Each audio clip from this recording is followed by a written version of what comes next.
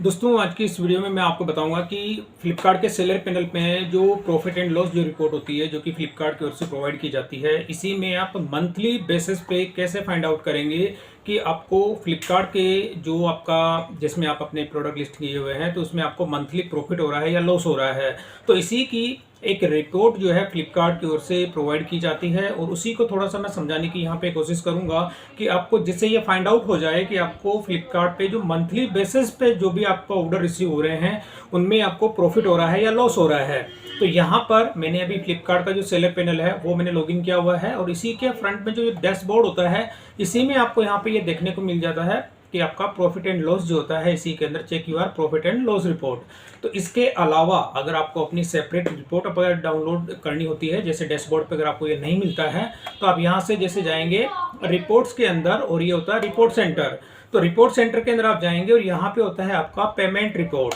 तो जैसे आप पेमेंट रिपोर्ट्स पे क्लिक करते हैं और इसी के साथ एक यहाँ पर होता है रिक्वेस्ट न्यू रिपोर्ट, मतलब यहाँ पर ये तो पेमेंट की रिपोर्ट जो आप रिक्वेस्ट करते हैं उनकी पूरी रिपोर्ट दिखा देता है, लेकिन यहाँ आपको करना होता है रिक्वेस्ट न्यू रिपोर्ट और यहाँ पर आपको जाना होता है पेमेंट रिपोर्ट्स के अंदर और यहाँ पर आपको देखेंगे थर्ड नंबर पे जो आता है प्रॉफिट एंड लॉस जो रिपोर्ट है, इसमें आप जाके रिक्वेस्ट रिपोर्ट पे जब क्लिक करते हैं और यहाँ पर आपको शेड्यूल देना होता है कि पर्टिकुलर आप एक शेड्यूल देना चाहते हैं कि किस डेट को ये ऑटोमेटिक डाउनलोड हो जाए तो वो भी हो सकता है इसके अंदर, और वन टाइम के अंदर आप देना चाहते हैं या कौन सा ऐसा मंथ है जिसमें आप कस्टम अपने अकॉर्डिंग जो भी डेट लेना चाहते हैं वो आप ले सकते हैं। तो यहाँ पर अभी देखेंगे कि मैंने अपनी जो डैशबोर्ड पे आ जाता हूँ, डैशबोर्ड पे भी अभी यहाँ से जो रिपोर्ट में डाउनलोड करता हूँ, जैसे आप यहाँ पे ट्राई नाउ पे क्लिक करते हैं तो यहाँ पर वही चीज़ आ जाती है। यहाँ पे जैसे आप सबमिट करते हैं तो इसकी रिक्वेस्ट मैं ऑलरेडी यहाँ पे कर चुका हूँ, जैसे आपको मैं दिखा देता हूँ पेमेंट रिपोर्ट के अंदर और यहाँ पे होता है payment report profit and loss और यहाँ पे करते हैं डाउनलोड। तो जैसे मैं इसको डाउनलोड करता हूँ तो आप देखेंगे कि एक्सेल की फाइल जो है वो डाउनलोड हो जाती है और डाउनलोड होने के बाद में मैं दिखा भी देता हूँ कि ये वाली वो फाइल है। अब इस फाइल के अंदर क्या होता है कि ये अक्टूबर मंथ की है, मैं आपको दिखाना चाहूंगा। ये आप देखेंगे 1 अक्टूबर से लेके 31 अक्टूबर 2024 तक जितने मेरे को ऑर्डर इसमें रिसीव हुए हैं फ्लिपकार्ट के सेलर पैनल पे उन सब की यहाँ पर ये समरी आपको देखने को मिलती है। इसके अंदर आपको टोटल 4 सीट देखने को मिलती है। आप एक्सेल की जो ये वर्कबुक है और इसी के अंदर आप फर्स्ट नंबर पे देखेंगे ओवरऑल समरी। तो इसके अंदर आपकी टोटल समरी दिखा देता है कि आपको नंबर ऑफ ऑर्डर्स कितने आपको इसमें मिलते हैं और पेमेंट आपको कितना, सेल आपकी कितनी होती है, डिडक्शन कितना होता है, कैंसिलेशन कितनी हो जाती है, रिटर्न कितना है और फ्लिपकार्ट के चार्जेस कितने हैं, सारा सब कुछ। तो इसके अलावा फिर ये SKU लेवल पे होती है और ऑर्डर वाइज भी आपको डिटेल इसमें देखने को मिलती है और इसकी रिपोर्ट की जो हेल्प जो होती है इसकी गाइडलाइन ये आपको इसमें रिपोर्ट हेल्प में देखने को मिलती है। तो बात करता हूं मैं ओवरऑल समरी की। तो समरी के अंदर यहाँ पर आप देखेंगे ग्रोस सेल, ग्रोस सेल यहाँ पे जो ग्रीन कलर में आपको दिख रहा है वो आपकी सेल है और जो रेड कलर में दिख रहा है वो आपके इसमें से चार्ज डिडक्ट किए गए हैं उनके बारे में यहाँ पे दिखाया गया है। तो सबसे पहले ग्रोस सेल दिखा रहा है कि मेरी जो ये फ्लिपकार्ट पे जो सेल है उसको मैं दिखा देता हूँ। तो यहाँ पर ये दिखा रहा कि मेरी जो सेल है पिछले मंथ यानी अक्टूबर की जो सेल है 1,48,000 की मेरी सेल है और इसमें से यूनिट की मैं बात करूँ तो टोटल नंबर ऑफ प्रोडक्ट्स मैंने कितने सेल किए तो 207 मेरे इसमें जो प्रोडक्ट वो सेल हुए थे। और सेकंड नंबर पे रिटर्न और कैंसिलेशन यानी कि टोटल आप देखेंगे कि रिटर्न और कैंसिलेशन कितनी है, अप्रॉक्स 1,48,000 की सेल होती है उसमें से 66,377 यानी कि 66,000 की मेरी रिटर्न आ जाती है या कैंसिल हो जाता है। तो दोनों इसका मतलब ओवर जो टोटल हो जाती है 66,377 रुपीज़ है। तो यहाँ पे कितने वो ऐसे प्रोडक्ट थे या यूनिट थे तो 84 है जिसको कि यहाँ पे माइनस कर दिया गया है। तो माइनस करने के बाद ओवरऑल जो होता है नेट सेल, मतलब इस चीज़ को आप देखेंगे ये वाला जो है नेट सेल दिखा देता है कि आपकी ओवरऑल जो फ्लिपकार्ट पे अक्टूबर मंथ के अंदर जो सेल होती है वो कितनी है। तो नेट सेल मेरी हो जाती है 81,707 रुपीज़ यानी 81,000 की मेरी टोटल सेल हो जाती है और 123 प्रोडक्ट मेरे जो यूनिट जो होते हैं यानी कि वो मेरे सेल होते हैं। तो अब इसमें यहाँ पर आप देखेंगे अब जो अकाउंटेंट जो होता है यानी कि अकाउंटेंट का मतलब होता है कि अकाउंट जो आपने टोटल सेल होती है, अब इसमें से सेल का अमाउंट आपका आ गया 81,000 यानी कि 81,721 रुपये की सेल हो जाती है और इसमें से एक्सपेंसेस जो होता है यानी फ्लिपकार्ट ने आपसे कितना चार्ज लिया, यानी कि आप देखेंगे कि 81,000 की जो सेल होती है उसके ऊपर फ्लिपकार्ट ने चार्ज लिया 39,609 रुपये, जो कि रेड कलर में यहाँ पे इन्होंने हाईलाइट किया है कि फ्लिपकार्ट का जो चार्ज है यहाँ पे 39,000 है। तो मोटा मोटी अगर आप देखेंगे तो आधे से भी मतलब जो आप एक तरह का जितनी आपकी जो सेल होती है सेल का आधा अमाउंट फ्लिपकार्ट अपने उसमें डिडक्शन कर लेता है। तो इसी बेस से आपको ये हमेशा ध्यान में रखना है कि अगर आपकी 1 लाख की सेल होती है तो आपको 50,000 रुपये तक का तो फ्लिपकार्ट के चार्ज आपको उसमें से वो डिडक्ट करेगा। तो ये चीज़ भी आपको ध्यान में रखना है। और इसी के साथ में अदर जो इसके बेनिफिट्स होते हैं, यानी कि जो कुछ प्रमोशंस अप्लाई होते हैं उसी से आपको पेमेंट जो दिया जाता है फ्लिपकार्ट ये देता है, क्योंकि कस्टमर को इसका बेनिफिट मिलता है और ये आपको पेमेंट फ्लिपकार्ट की ओर से की जाती है। तो यहाँ पे हो जाता है, अब इसमें हो जाता है कि सेटलमेंट कितना हुआ, जो ये हमारी जो सेल होती है, अब सेल के अंदर आप देखेंगे कि 81,000 की मेरी सेल हो जाती है और सेल में जो सेटलमेंट अमाउंट कितना हुआ था 42,553 रुपये का यहाँ पे सेटलमेंट हुआ है। इनपुट टैक्स क्रेडिट यानी कि जीएसटी का जो होता है या टीडीएस होता है, टीसीएस होता है, ये यहाँ पर आप देखेंगे इनपुट टैक्स क्रेडिट कितना यहाँ पे मिला है, तो 6,406 रुपये का यहाँ पे मुझे इनपुट टैक्स क्रेडिट मिला है। अब टोटल अर्निंग की मैं बात करूँ तो अर्निंग में ये दिखा रहा है कि 48,960 रुपये की यहाँ पे अर्निंग मेरे को दिखा रहा है कि आपकी टोटल अर्निंग इसके अंदर आ जाती है। और नेट जो मार्जिन सेल के ऊपर कितना है 59.91, ये परसेंटेज यहाँ पे दिखा रहा है। अब नीचे जो सेटलमेंट की जो समरी दिखाता है कि टोटल जो होता है एक्सेप्टेड बैंक सेटलमेंट, तो यहाँ पे एक्सेप्टेड यहाँ पे दिया गया है कि आपका जो ये सेल होती है यानी 81,000 की आपकी सेल है, उसमें एक्सेप्टेड सेटलमेंट कितना है 42,553 रुपये का एक्सेप्टेड है। और इसी में ऑलरेडी पेड, यानी ऑलरेडी पेड का मतलब होता है कि आपने फ्लिपकार्ट ने जो है आपको ये पेमेंट कर दी है, यानी कि कुछ जो पेमेंट होती है फ्लिपकार्ट कर देता है, क्योंकि 1 तारीख से 31 तारीख के बीच में जो ऑर्डर्स होते हैं ये उन्हीं की समरी होती है। और कुछ लास्ट के जो मंथ के होते हैं यानी 25 तारीख से 30 तारीख या 31 तारीख तक के जो ऑर्डर होते हैं वो आपको नवंबर के अंदर उसकी पेमेंट आपकी सेटलमेंट होती है। तो इसी वजह से यहाँ पर आप देखेंगे 38,000 रुपये तो यहाँ पे पेमेंट हो चुकी है और अभी इसमें से 3,587 की पेमेंट अभी फ्लिपकार्ट अपने पास रखे हुए हैं, वो पेंडिंग है। अगर आप इन दोनों की टोटल कर देते हैं, जैसे मैं यहाँ पर टोटल अगर कर देता हूँ इसको ही टोटल प्लस इसके साथ में जो पेंडिंग है, तो टोटल आप देखेंगे 42,553 रुपये 66 पैसे का अमाउंट आपको यहाँ पर ये देखने को मिलता है। तो ये चीज़ हो जाती है। तो ओवरऑल ये तो समरी मैंने आपको दिखा दी। अब ये समरी के अंदर आप यहाँ पे क्या होता है, अब आपको देखना है कि यहाँ पर ये यूनिट आपके सेल हुए हैं 123 यूनिट आपको जो सेल हुए हैं। अब उसमें आपको ये तो फ्लिपकार्ट ने अपनी समरी दे दी कि आप जो सेल कर रहे हो, सेल करने के साथ ही हमने आपसे कितना चार्ज लिया है और आपको कितना बैंक में सेटलमेंट हुआ है। अब आपको ये चेक करना होता है कि अब सबसे पहले सेकंड नंबर की सीट पे आपको आना है। तो इस सीट के अंदर आप देखेंगे SKU की जो डिटेल्स होती है यहाँ पर दोस्तों, जब कभी भी आप अपने प्रोडक्ट को लिस्ट करें तो SKU आप ऐसा रखें जिसमें कि आपको ये आइडेंटिफाई करने में आसानी रहे कि आपका जो प्रोडक्ट है वो क्या है और वो किस कैटेगरी का है और इसकी साथ ही आपकी परचेजिंग प्राइस क्या है। यानी कि जब कभी भी आप SKU अगर आप ऐड करते हैं तो SKU के बेस पे ही जितने प्लेटफॉर्म होते हैं उसमें अपनी जो रिपोर्ट आपको जनरेट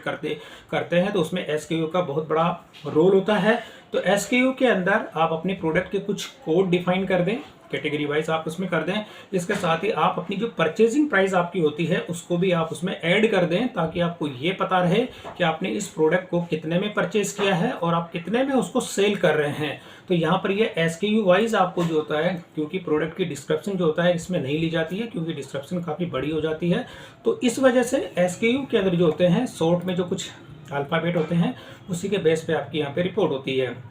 तो यहाँ आपको देखेंगे कि ग्रोस सेल ये इस कॉलम में दिखा देता है। तो इसमें से आपको क्या लेना होता है कि जो रिटर्न आ जाती है ये वाली रिटर्न है और नेट इस वाले कॉलम को आपको लेना है। यानी आपको प्रॉफिट और लॉस जो अगर देखना होता है तो यहाँ पर ये जो नेट सेल आ जाती है, यानी आप देखेंगे कि यहाँ पे इस वाले SKU के अंदर मेरे सबसे ज़्यादा ऑर्डर है। अब ज़्यादा ऑर्डर में देखेंगे आप टोटल मेरे कितने 14 यूनिट इसमें सेल हुए हैं, मतलब इस SKU के, यानी यह प्रोडक्ट मैंने 14 इसके मेरे सेल हुए हैं, लेकिन इसमें से 6 रिटर्न आ गए। जो 6 रिटर्न आ जाते हैं तो यहाँ पर आप देखेंगे कि नेट मेरी सेल कितनी है 8 है। तो यहाँ पर ये वाला जो मैं इसको अलग से हाईलाइट कर देता हूँ। तो यानी कहने का मतलब ये है कि आपको केवल इसके अंदर से जो ये यूनिट्स होते हैं इसी से आपको अपनी जो भी आपकी जो सेल प्राइस होती है, बाकी की कॉस्टिंग से आपको कुछ इसमें ये आपके रेफरेंस के लिए दी गई है कि ये फ्लिपकार्ट ने इसमें कितना आपको रिटर्न चार्जेस आपके लगते हैं, कुरियर चार्ज आपके कितना है और इसके अलावा दूसरी मार्केटिंग फीस कितनी है, ये सारा ब्रेकअप आपको इसमें देखने को मिलता है। तो ये सेटलमेंट होता है। लेकिन आपको अपनी जो प्रॉफिट देखना होता है कि आपको इसमें प्रॉफिट हो रहा है या नहीं हो रहा है,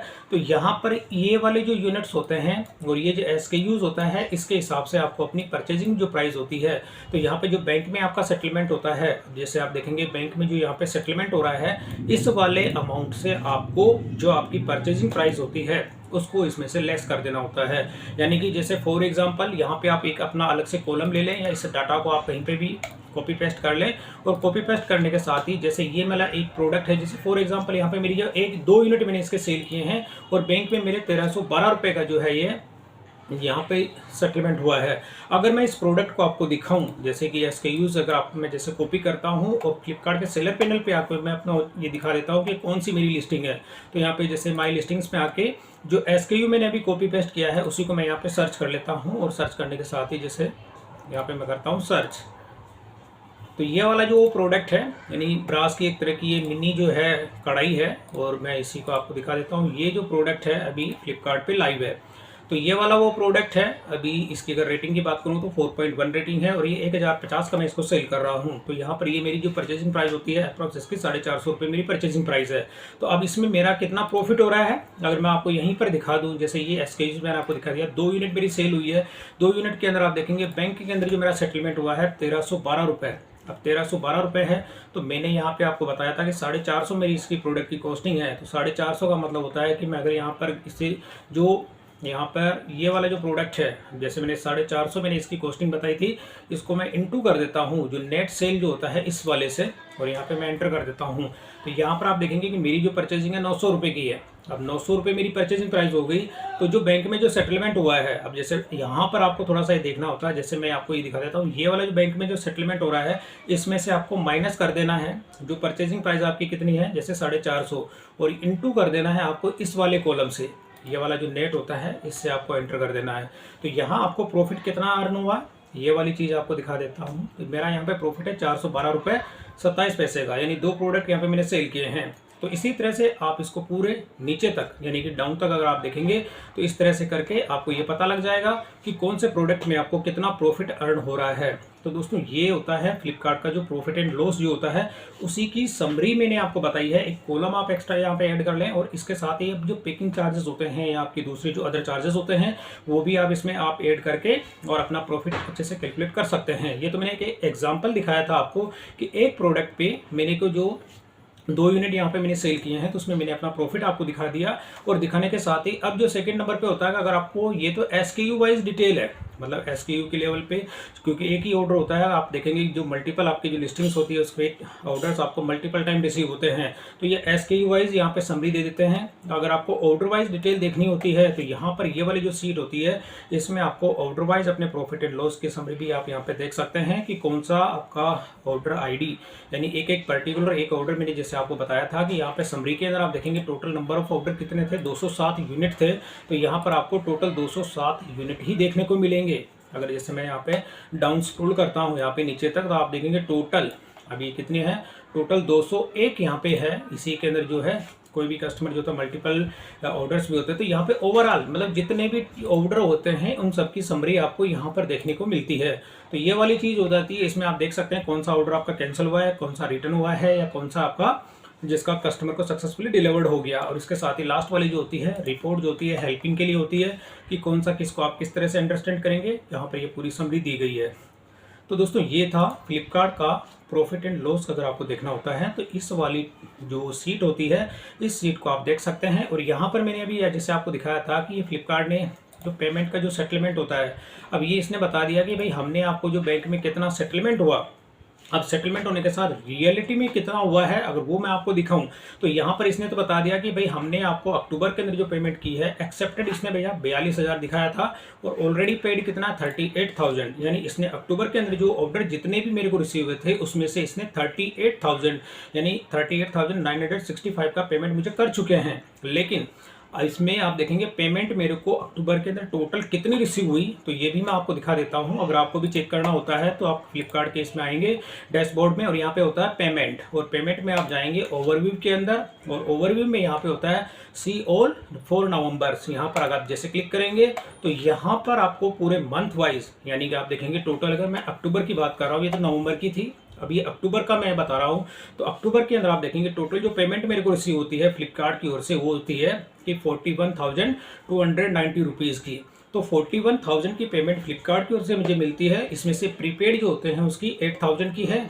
और पोस्ट पेड जो होते हैं यानी कि जो COD ऑर्डर्स होते हैं उनकी 32,000 है। दोनों को अगर मैं ऐड कर देता हूँ तो यहाँ पे 41,000 होता है। लेकिन ये जो पेमेंट आप देख रहे हैं ये अक्टूबर के अंदर जो मेरे को जो जितनी पेमेंट रिसीव होती है, इसमें आप देखेंगे कि सितंबर के जो ऑर्डर होते हैं उसके भी यहाँ पे पेमेंट है। लेकिन इस समरी के अंदर आप देखेंगे, इस समरी में केवल यहाँ पर पेमेंट दिखाया गया है 38,000, यानी कि 38,965। तो ये जो पेमेंट है केवल अक्टूबर के ऑर्डर की, यहाँ पे अक्टूबर के ऑर्डर जो होते हैं, और बाकी का जो अमाउंट आप देख रहे हैं जो मैंने अभी आपको दिखाया था यहाँ पर अक्टूबर के अंदर 41,000, तो 41 के अंदर 38,000 जो होते हैं टोटल अक्टूबर के ऑर्डर की पेमेंट है, और बाकी की जो 3,000 की जो पेमेंट होती है वो मेरे सितंबर के ऑर्डर की है, वो पेमेंट इसमें यहाँ पे ऐड हुई है। तो जो पेंडिंग आपको दिखा रहा, आप देखेंगे ये पेंडिंग 3,000 की जो पेमेंट है, क्योंकि ये नवंबर के अंदर रिसीव होगी। तो इस समरी को आप थोड़ा इस तरह से समझेंगे, और समझने के साथ ही